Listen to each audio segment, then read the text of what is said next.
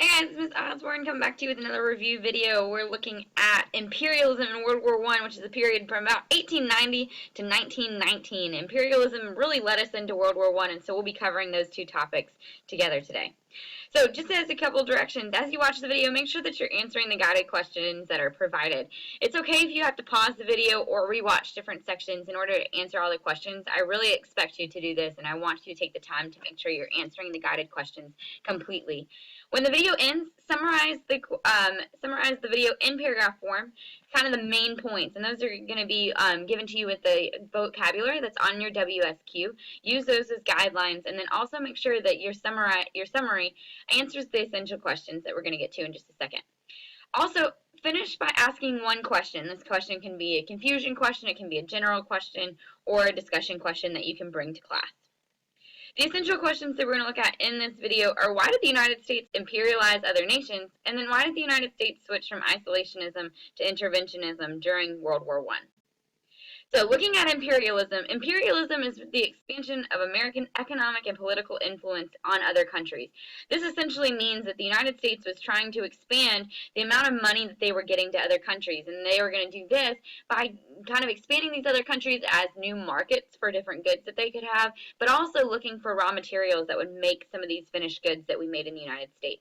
The main reasons for imperialism are kind of form the acronym CRIMP.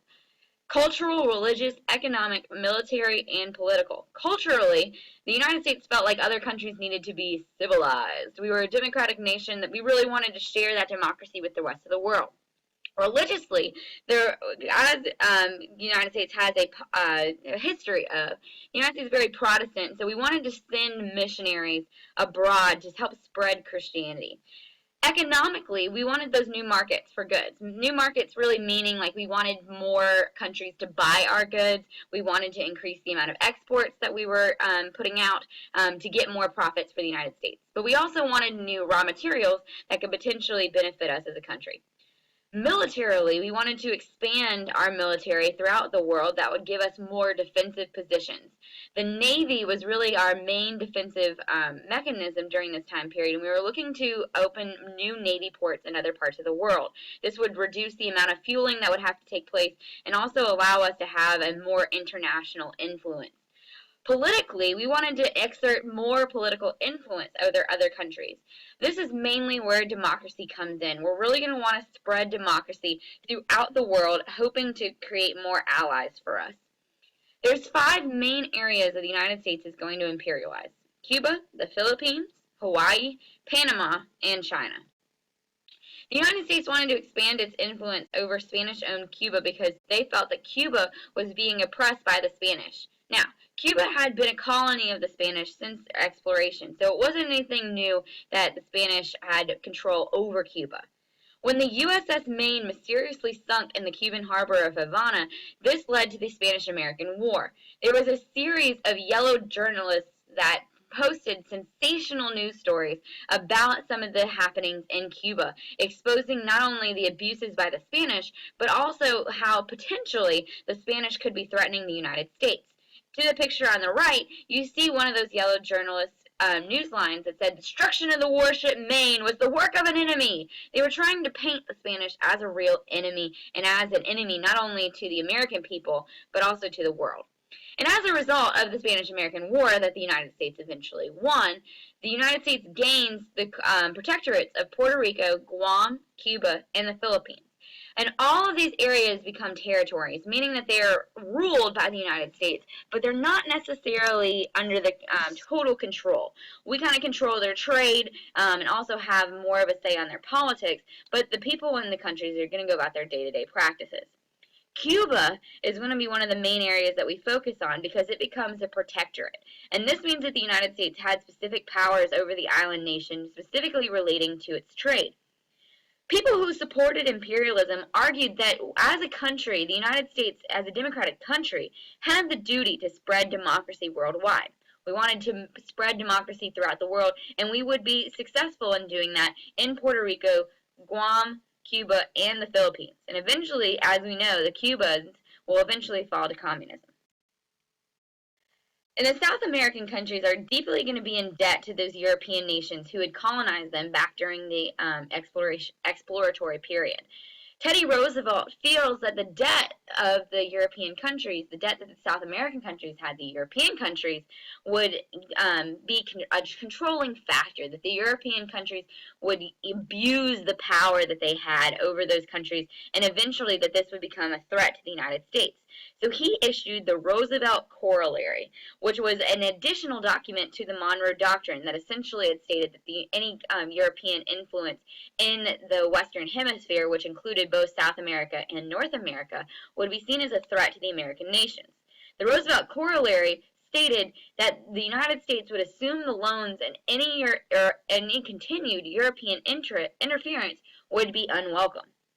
The Corollary assumed the role of international police for the United States, a role that we would become way too familiar with in the coming years as we move into the period of World War II and communism.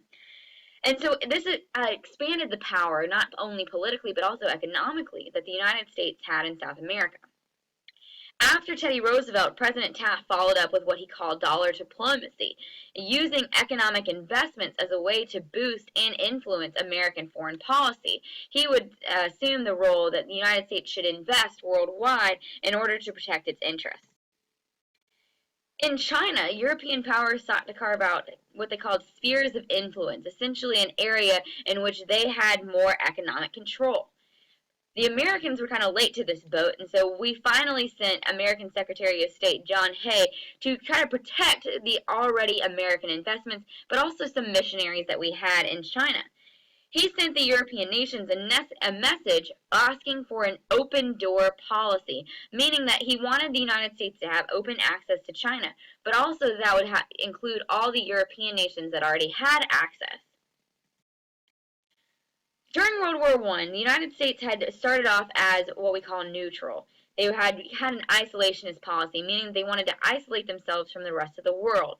President Wilson issued a proclamation of isolation because he hoped to keep the United States out of the European conflict.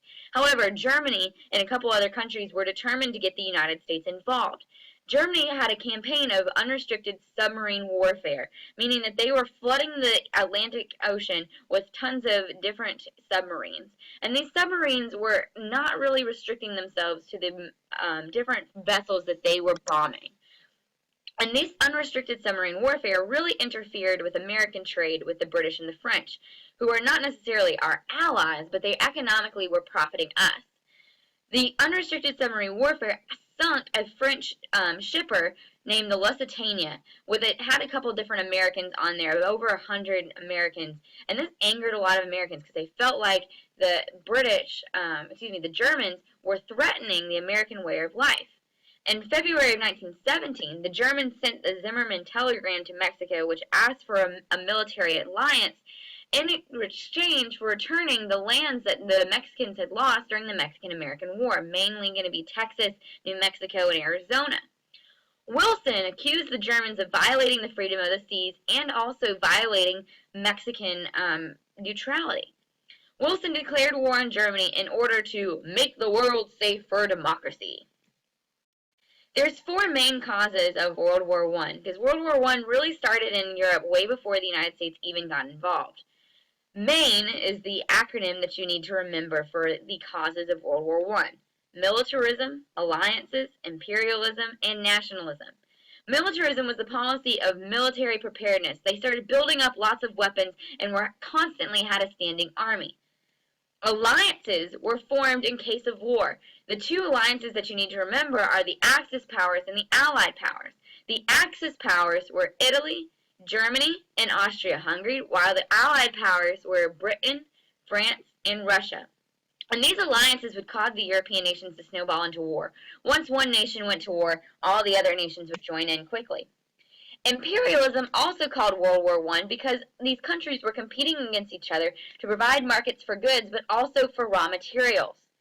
Nationalism, lastly, played a role also in World War I because people felt an extreme devotion to their country that went beyond the regular patriotism. At home, African Americans migrated, called the Great Migration, from the South to the North. mainly to escape discrimination, but also with the World War I starting up, there was more industrial jobs that would become open to them.